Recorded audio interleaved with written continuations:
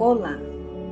Leitura diferenciada e pedagógica para estudo e reflexões das leis herméticas universais. Livro Sutra Sagrada da Seicha Noye. Palavras do Anjo. Revelações divinas da vida eterna. Eu vim não por causa da matéria, mas da vida, não por causa da carne, mas do espírito. São poucos os que compreendem isso. Aquele que, com a mente sujeita à mudança das condições materiais, aumenta a fé quando os bens materiais aumentam e perde a fé quando eles diminuem, ou louva a Deus quando o corpo se torna saudável e descrê dele quando alguém da família adoece, está acreditando na matéria e não em Deus. A matéria é algo que acaba se alternando. Portanto, a fé embasada em graças materiais se desmorona conforme as alterações da matéria.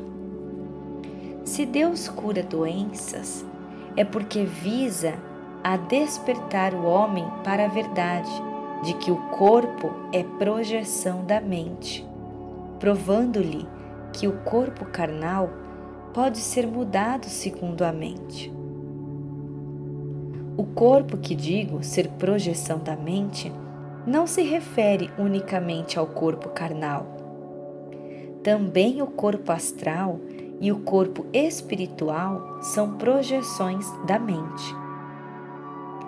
Quando digo que a morte não existe, não estou falando do corpo carnal, pois as células corporais estão morrendo e sendo substituídas a cada instante.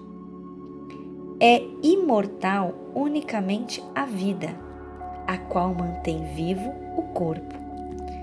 Unicamente a vida constitui a mim ou a ti, e fora dela não existimos, nem eu, nem tu.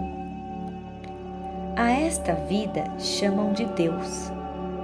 Eu não tenho forma definida, sou completo e absolutamente livre. Sendo amorfo e livre, posso assumir imagem de uma divindade, de um anjo ou de um querubim.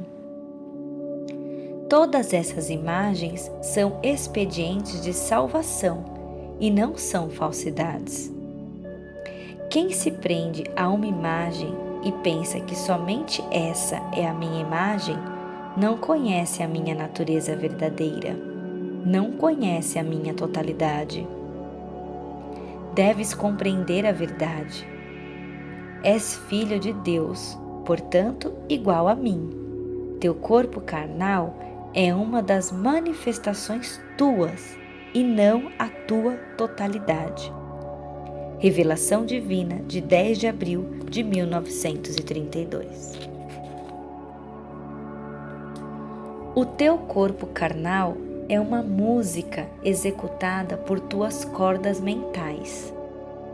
Pensar que a vida se instala no corpo carnal é um dualismo e não a verdade.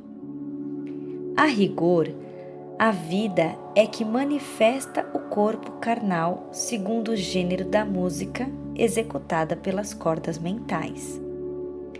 Tanto o corpo físico como o etérico, o astral e o espiritual nada mais são que projeções da mente.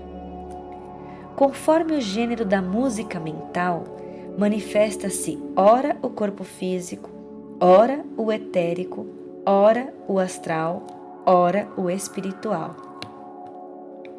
Todo ser humano perderá algum dia o corpo físico, mas isso não significa morte.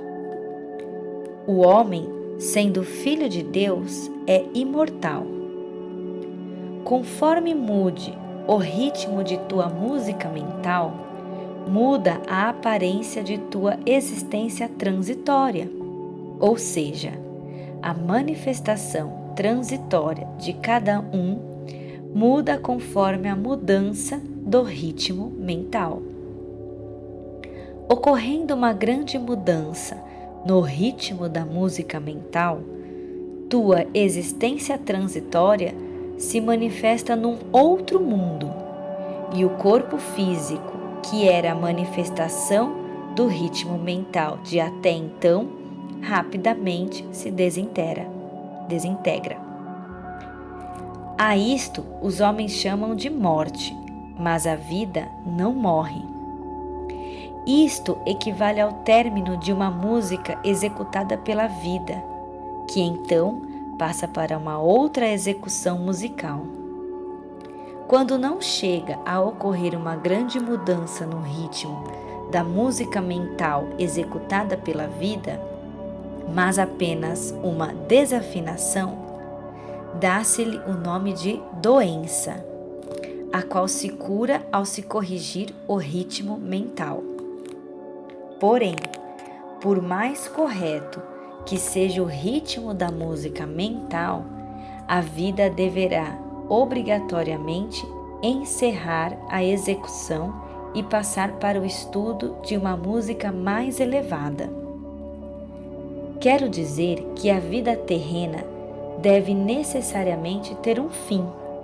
A vida terrena é a música elementar. Quem termina cedo esta vida é aquele que aprendeu rapidamente a música elementar. Não fique tristes por estares em vias de terminar essa execução musical. Isso é para executares nova música mais elevada. Além disso, porém, virá um afinador para ajustar teu ritmo mental, o que fará tua existência transitória soar desarmonicamente. Se o corpo carnal parece desafinado antes de findar a execução musical neste mundo, é devido a essa afinação. Portanto, não se trata de um descompasso verdadeiro. Passa assim a executar gradativamente músicas mais elevadas. Mesmo que finde a interpretação musical, o executante não morre, porque ele, sendo Filho de Deus, é imortal. Revelação Divina de 26 de junho de 1931. Sutra Sagrada. Palavras do anjo. O anjo torna a falar. Suas palavras, elevando-se ao céu, formam um arco-íris multicolor, espalhando-se sobre a terra, transformando-se numa bela sinfonia, ao som da qual dançam no céu querubins, com suas tênues vestes tremulando ao vento, trazendo nas mãos ramos de viçosas flores. Uma chuva de pétalas cai suavemente sobre a terra, transformando-a em perfeito paraíso. E o mensageiro do céu prossegue. Vim para revelar as palavras de Deus, que é perfeição. Aquilo que Deus me revelou, revelo-o a vós também.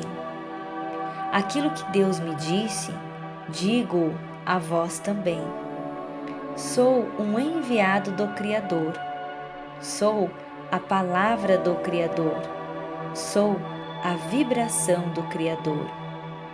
Venho do Criador e vos ilumino com a palavra. Sendo eu luz do Criador, onde incide minha luz, não há trevas, nem doença, nem envelhecimento, nem morte.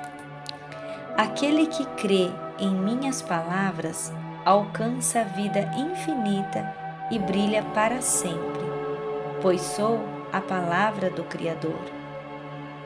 As palavras que digo não são ditas por mim, mas por Deus, que está em mim. E eu também ouço a voz de Deus nas palavras que pronuncio. Sou apenas uma trombeta.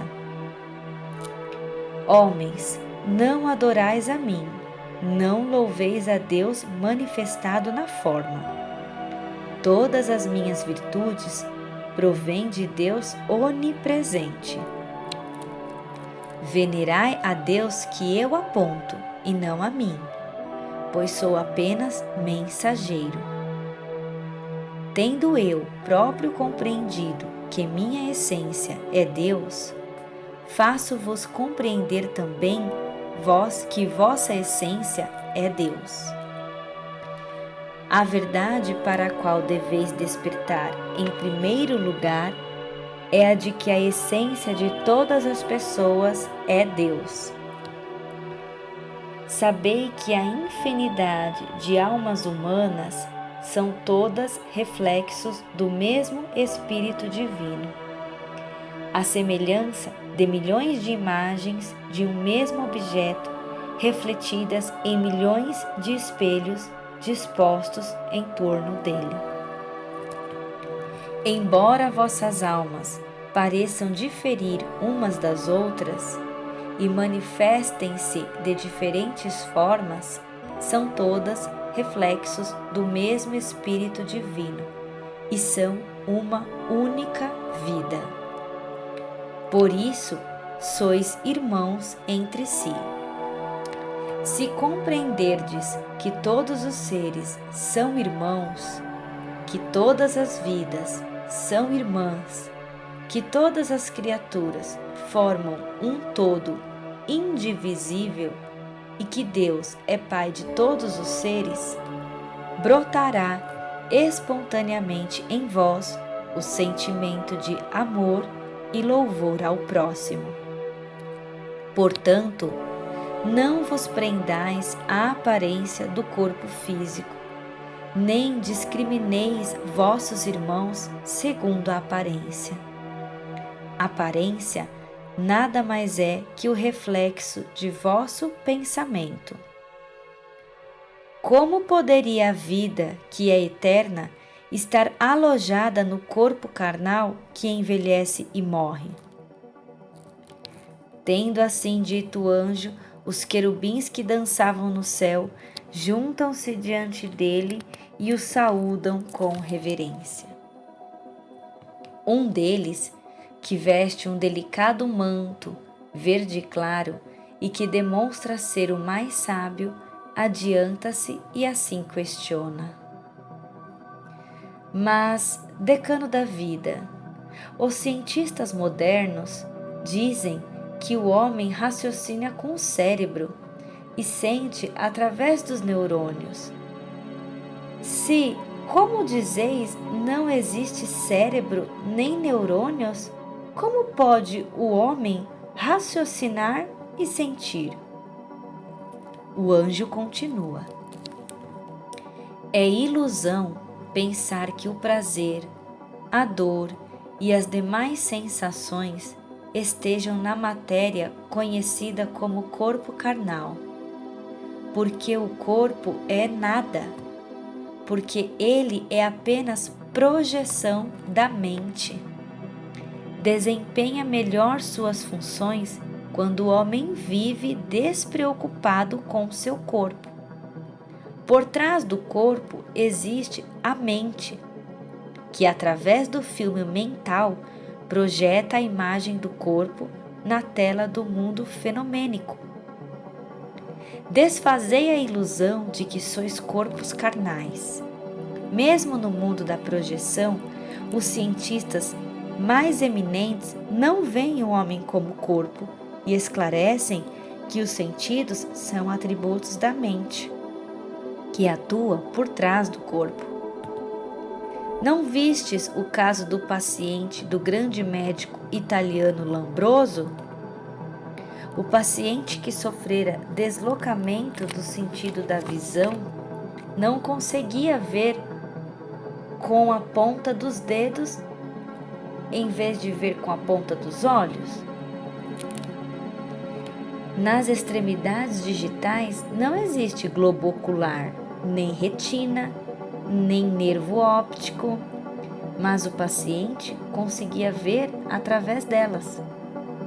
Isso prova que os sentidos não estão no corpo carnal, não estão nos neurônios, estão na mente que atua por trás dela. Quando a mente decide ver através das extremidades digitais, são capazes de ver. E mesmo na ausência de extremidades digitais, consegue-se ver e também ouvir. São casos de clarevidência e clareaudiência. Não é que o imortal Beethoven compôs suas mais célebres obras no final de sua vida quando já estava surdo?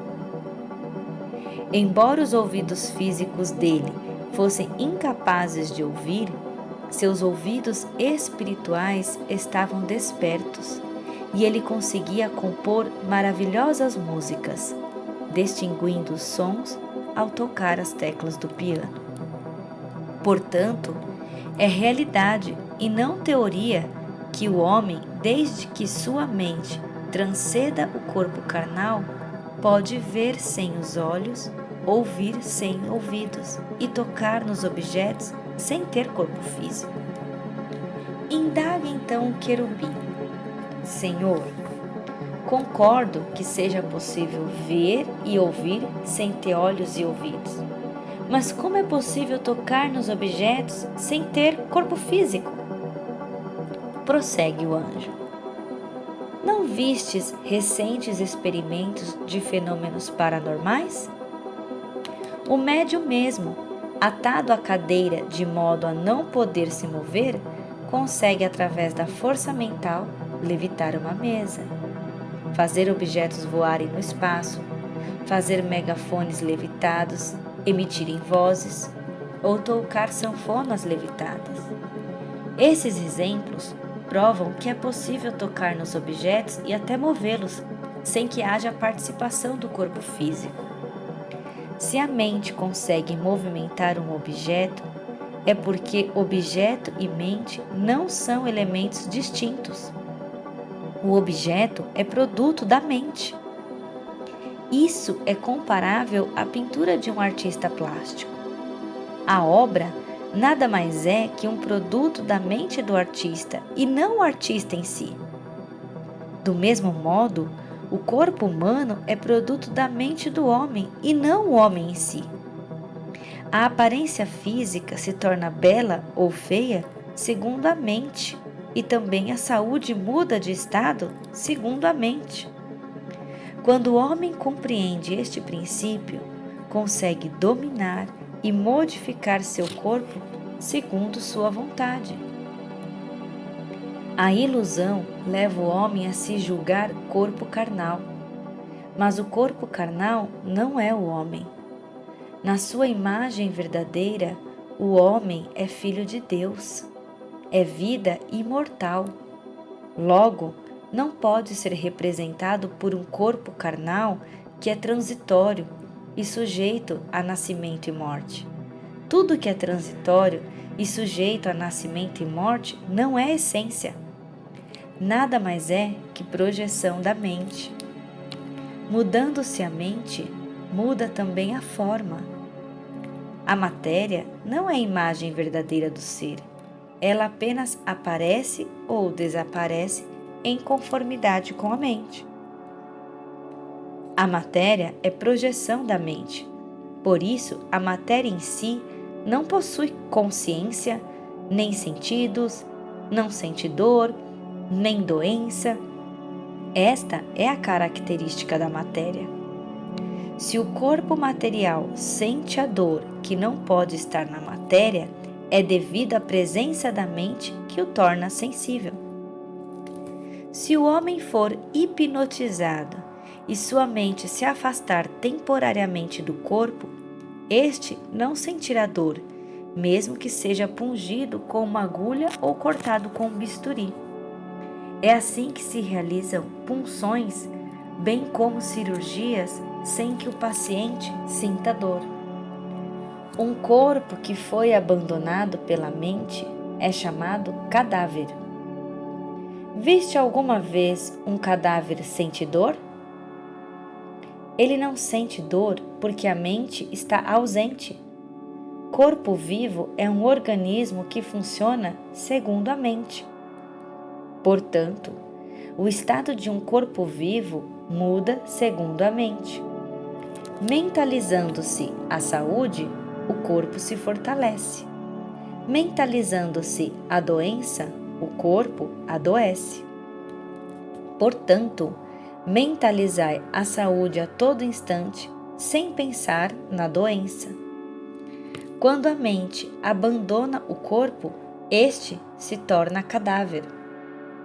E à medida que vai se esvaindo a força inercial da mente, que mantém a forma do cadáver, este vai se decompondo até voltar a ser átomos. A mente que abandonou o corpo conserva sua individualidade com sua própria força mental e continua a viver no mundo espiritual. Isso é o que chamam de espírito. Aquele que purificou a mente ingressa em um mundo espiritual elevado, adequado a ele. Aquele que não purificou a mente cria com sua força mental um ambiente adequado a ele e padece nesse ambiente. Portanto, mantende pensamentos sempre elevados e jamais penseis no mal, jamais penseis na impureza, jamais penseis no sofrimento, jamais penseis na doença. O mal, a impureza, o sofrimento e a doença não são criações de Deus. Eles nada mais são que fantasmas criados pela vossa mente. Vendo a escuridão, não a julgueis existência real. A escuridão nada mais é que a ausência de luz. O mal, a impureza, o sofrimento e a doença são apenas estados em que está ausente a força criadora de Deus. O que Deus não criou é irreal. Irrealidade, a isto se dá o nome de mal, impureza, sofrimento ou doença. Então, por que temer o sofrimento que é irreal? Por que temer a doença que é irreal? Para quem se apavora no escuro, até uma folhagem aparecerá um fantasma. Para aquele cuja mente está em treva e teme a doença, até a irreal doença aparecerá existência real. Doença não é existência real, mas apenas sombra do temor. Quando a luz penetra na escuridão da mente e extingue o temor, a doença desaparece, evidenciando sua originária existência. Portanto, visualizai sempre a imagem da realidade harmônica, perfeita e pura. Visualizai sempre a imagem do Filho de Deus, harmônico, perfeito e saudável. O homem é filho de Deus e nada além disso. De Deus, que é perfeição, não provém a infelicidade. De Deus, que é perfeição, não provém a doença. Infelicidade e doença não passam de produtos da ilusão dos 5 sentidos. Não temais a doença. A doença imaginada pelos 5 sentidos não pode afetar em nada a imagem verdadeira de vossa vida. Não pode infelicitar em nada a imagem verdadeira de vossa vida. Qualquer que seja a doença, qualquer que seja a infelicidade, nada mais são que miragens que encobrem a imagem verdadeira da vida. Essas miragens nascem da ilusão, ou seja, do desconhecimento da imagem verdadeira da vida. Quando se conscientiza a imagem verdadeira da vida, destrói-se a ilusão. Destruída a ilusão, extingue-se o temor. Extinto o temor, extinguem-se automaticamente todas as infelicidades e doenças. Tendo assim dito o anjo, surge no vazio do firmamento uma ilha paradisíaca, onde se ergue um palácio feito de cristal, em cujo trono o anjo toma assento. Querubins descem do céu, permeando o teto, e dispõem-se ao redor do anjo.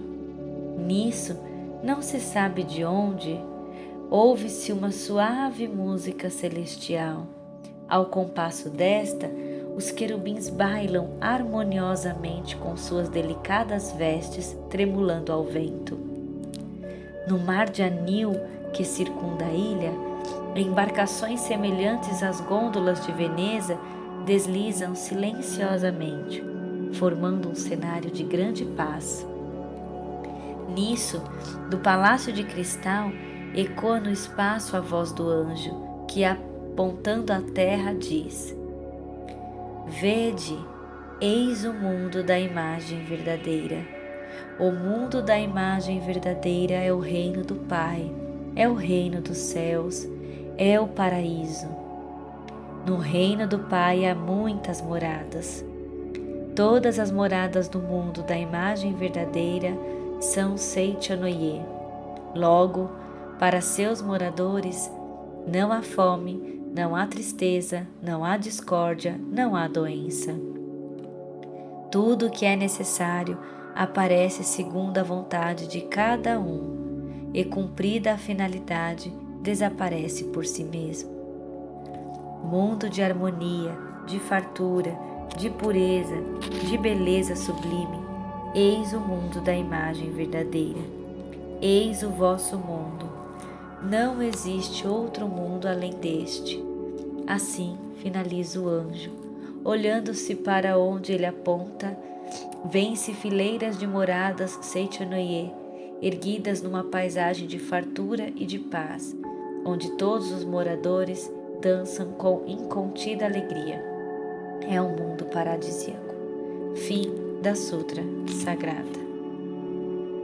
Rogamos que com as santas bênçãos deste se estendam a todos os seres vivos e que nós, juntamente com todos eles, consigamos manifestar a imagem verdadeira. Reforço que não falo em nome da Seichanoye. Dedico esta leitura a todos aqueles que se interessam pela evolução espiritual e com todos os iniciados que apreciam os ensinamentos dos princípios herméticos das leis universais. Gratidão.